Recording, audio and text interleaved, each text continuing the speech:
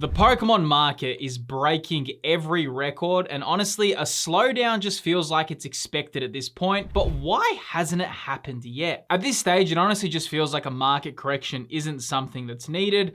A lot of people right now feel that it's just written in the stars. Maybe that's you, who knows at this point, but the thing that we all need to consider is maybe it won't actually happen. The main issue or underlying issue here is that the price rises that have happened have been pretty abnormal, though it's not really about a price crash and whether or not that's gonna happen. I think what's more interesting and the kind of area that we need to tackle throughout this video is looking at the current prices, seeing what's happening, and then seeing what's gonna happen for the future of the hobby, especially with how many new people are entering. Honestly, it's pretty confronting when you see the prices of collectibles right now, especially where they're heading. But honestly, even if there was a price crash or a big market dip, I've been here long enough to know that if you give it enough time, it's likely it would all rebound anyway. But as much as the hobby is growing, I think it's also proving to be a major turning point for collectors. And you know, a lot of people are worried about the future, though I think what we really need to talk about right now is the current prices of these cards and what's gonna happen in the next few months. So about this, why hasn't the price crash happened, or why haven't Pokemon cards dropped in price? That's a big thing right now. We have to look at what's actually happening with the demand for Pokemon cards. Right here, I'm on Ascended Heroes. Now, I'm gonna pull that into the last 3 months so you can really see that the low point in the last 3 months was $104 for one ETB. Right now, Ascended Heroes is selling for 180 US. That's like, wow, okay, for a brand new set. So the only thing is right now in the hobby, and this is the only thing, the reason why the FOMO is gonna keep expanding is because people don't even have a chance to experience a set. How many of you have really felt like you've opened Ascended Heroes and had like a few good packs? There would be very few people that feel like they've opened like a decent amount of packs and enjoyed it, because the landscape of the hobby's changed. I cannot tell you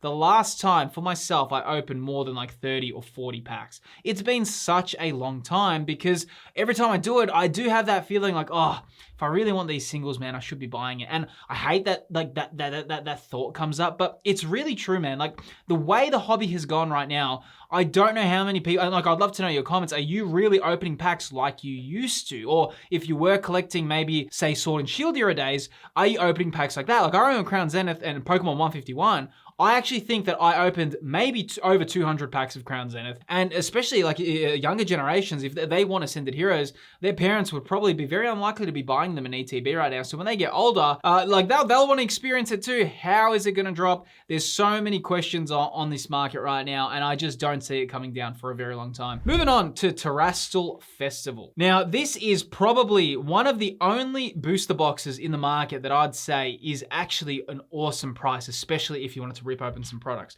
Terastal Festival is right now selling for $102 a booster box. There's some awesome cards to be pulled from Terastal Festival. And not only that, as a lot of you know, or if you're new to the hobby, just so you know, Japanese booster boxes do have guaranteed pull rates. So you will get one guaranteed card in the booster box that is of a higher rarity, which is really cool, okay? That does add so much enjoyment to opening the booster box. And honestly, like if I pull that into the year graph, you can really see Terastal Festival, like honestly, it's not undervalued, but I do think for value, it's a good booster box at the moment. 102 US, market high for it was 130. And really, like what's the lowest in the year? It was like $85. So right now, yeah, I do think Terastal Festival is at a good price. And also, hey, I just want to say, if you are new around here and this is the first video you've watched from me, I just want to say my name's Phil and I create content around Pokemon cards and collectibles. Feel free to subscribe to stay up to date with the complicated world of the Pokemon market. And of course, moving on to Japanese 151, and here we go. This is a perfect example of a set that was like pretty much at a stable price point for a while and then it just boomed. We're selling for 134. Not the craziest movement. Then a few months later selling for 166, but right now we can see Japanese 151 selling for $350 a booster box. Insane. Absolutely insane. So yes, the market right now is going through some big changes, and of course Japanese cards right now as well are very in demand. Now also, while speaking about these Japanese Pokemon cards, it is a good time to talk about today's sponsor, Buy. Now if you've ever purchased Japanese items online, it's very likely you've gotten the message that the seller just won't ship internationally. Well, that's actually the problem that Buy solves. Buy is a Japanese proxy shopping service that acts as your go-between between you and the Japanese marketplace. On Buy, you can just search for whatever you're looking for. For example, here I'm searching Pokemon cards, and Buyee will then show you what's available from major retailers. Once you place your order, all the items are actually shipped to Buyee's warehouse, and then they're packaged and sent out for you for international shipping, and they cover multiple regions including North America, Oceania, and Europe. The benefit of using Buyee is that it's all centralized on the one site. Everything can be tracked and managed all in the one place rather than you handling multiple areas. Now, what's so awesome, if you just want to try Buyee out, you can actually head to the link in the description and you can get 10% off your first order. A big thanks to Buyee for supporting the channel. Now let's jump back into this video. Now, moving on to some cards, and this is where I want to talk about, like, in terms of this, hey, is the market gonna drop at the moment? We're seeing cards now climb, and even like a set that probably wasn't that loved on release was Mega Evolutions base set, okay? People didn't really, collectors didn't like it. They thought, it's okay, expected more. There wasn't this huge love for it. I think we're now seeing more love for the Mega Evolution era, but really interesting now, we can see now in the last month, like Mega Evolution's going through a bit of a hype period. Right here, the Mega Lucario was selling for $170, and now check that out, selling for $241. Wow, like that's in a month. Look at that price growth. How crazy is that? And that's the thing, when people start waking up and they go back through eras, a lot happens with that. You know, like it's like when you run a YouTube channel, okay? When you start posting content, it's all good, but as the months and the years build, people start going through your backlog, like your library of content. And Pokemon cards are like that as well, because you'll have, maybe you just entered the hobby like just recently, maybe you just entered last month or at the start of this year with Ascended Heroes. But guess what? As the months go on, you start researching these sets, you go, oh yeah, what happened last year with Mega Evolution? Oh, what happened the year before that? What happened the year before that? And then you start getting it, like invested in the hobby, not in terms of like investing in collectibles. You just get interested in what's happening in the market. That it's such a normal progression point. And that's why I think it is so cool to see how it works. And in a way, like the hobby, I consider it like a bit of a library, because people go back to eras, people go back and they explore, they go at the artworks, and it is one of the best hobbies in that regard, because every era that you collect has a different kind of flavor. Even when we look at the Sword and Shield era, when we look at like the Dynamax and Gigantamax cards, like some people won't like them, but I guarantee that style of card, give it a few years, they're gonna get very like that spacey galaxy kind of look. That's probably gonna be really heavily, fondly remembered in a few years, or like when those kids from Sword and Shield grow up. Or even when you look at the tag team era from Sun and Moon, or like the Scarlet and Violet era with the Terastalized like phenomenon, and you had the crystals all over that. The Mega Evolution era, you got Mega Pokemon again. That's the craziest cool thing about this hobby, is that like, yeah, it works like a library where people go back, revisit, and they just get really excited. Same thing here with Mega Evolution. The other really cool card here is the Mega Gardevoir. Was selling for $166. Right now selling for $197. That's all in 1 month. So yes, the Lucario is obviously spiked enormously, but even the Gardevoir is really loved. The main area that I really think is so powerful right now in the hobby is just how many people are coming in, and just it's almost growing exponentially. Like when people think, oh yeah, it's not growing like, oh yeah, just a few thousand people are entering every day. It is growing to such huge amounts that it's hard to keep up. And that's also getting a lot of people wanting to research collectibles. Now, like I was saying, the Mega Evolution booster box also in the last month, there you go, here's the enhanced version, selling for $293.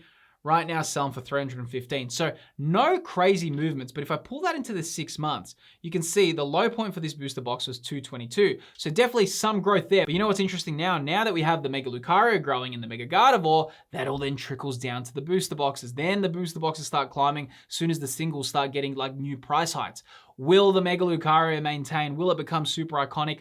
I don't know, probably like, I think what's happening is you've got everything that's happened with Ascended Heroes, and it set these new price points, like, oh, let's look at that tree Pikachu, the forest Pikachu. Let's look at the Gengar, let's look at the Dragonite. Oh, why is Lucario selling for $300 when Pikachu and Gengar and Dragonite, which are all also really cool Pokemon, or like Lucario's on that same level, why are they all selling for $800 to $1,000? No. Or maybe the Mega Lucario needs to now match that, and that's kind of the rationale that's happening in the hobby right now. The person who looks at like prices and thinks, oh, that's banana behavior today, maybe in a few years, you're gonna feel like the banana because you didn't buy, but who knows, okay? That's the market is just crazy at the moment, and it's, yeah, like so many people are just getting very excited for these cards as well. But honestly, even though it does feel like things need to slow down, sometimes things need to slow down before they reappear in life. Like a lot of people that have been watching the channel would know that last year I did make a channel called Philip's Trick Room, and that was an entirely different experience to the one that you're watching, Philip's Collectibles. And funnily enough, I was actually working so hard on that channel, and after months of working on it, I'm talking straight, day and night working on that channel, it finally became monetized. And then guess what? No joke, the next day after it became monetized, I stopped posting. I mean, life is just a little bit strange how that stuff happens. Though 8 months later, I decided the experience of Philip's Trick Room is needed in this world, and I have started posting again. Philip's Trick Room is a channel focused on Nintendo and Pokemon's gaming history, and it's all my creative vision, but a different kind of vibe there. I recently made a video talking about Pokemon Legends EA, and I did ask the question, is it actually that bad of a game? You can find all the details about Philip's Trick Room in the video's description. And again, another really cool one is the Bulbasaur stamped. This is the stamped promo as well. The enhanced booster box does come with this box topper, and of course it does have the Mega Evolution promo stamp. Selling for $29, that was a high. Right now selling for 26, so it didn't drop too much, but you did see there was a low point for 22.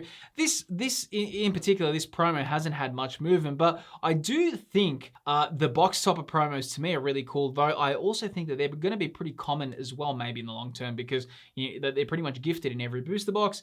But yeah, like the market right now is going to be interesting. I always have a bit like a keen eye for promo cards, to be honest, because I've seen how much they've climbed previously, and they usually are like seriously hidden gems. Now, probably the sets that I find right now underrated. I'm very I'm kind of confused why Black Bolt and White Flare haven't reached the heights of Prismatic Evolutions and Ascended Heroes. To me, it's pretty much like everyone, that generation theme set of Pokemon 151, for how much the internet and like when you go online, how much people love Generation 5, yeah, like to me it's crazy that like it's not more loved in that global sense, like of like it definitely didn't reach the levels of Ascended Heroes, and it most certainly didn't reach the levels of Prismatic Evolution. Here we go with Black Bolt. Was selling for $55 3 months ago.